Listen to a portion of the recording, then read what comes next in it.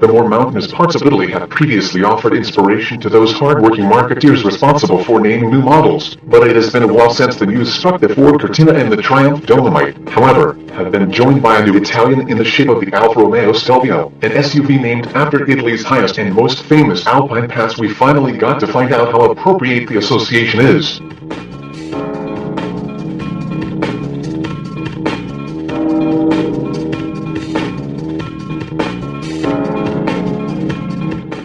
This should have happened sooner. Alfa wanted to hold the first press launch of the Stelvio on a route including the 45-foot-high Passo dello Stelvio earlier this year, but unseasonably late snow nixed the plan. In the meantime, we drove the US Spec Stelvios in Tennessee.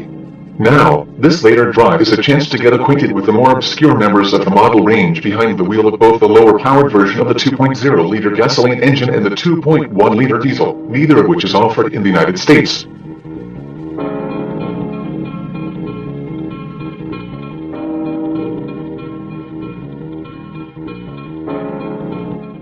Environmental beauty and mountains too. The Stelvio Pass's position at the edge of Italy, nestled up against both Austria and Switzerland, means that getting there is always the biggest component of any road trip involving the location. We picked up the cars in Milan, meaning a 3-hour trip along both the Autostrada freeway and the smaller roads that ultimately carry us to Bormio, a small mountain town that guards the southern end of the pass. It's an excellent chance to experience the 178 horsepower diesel inline-4 that powers the rear-wheel drive entry-level model in Europe.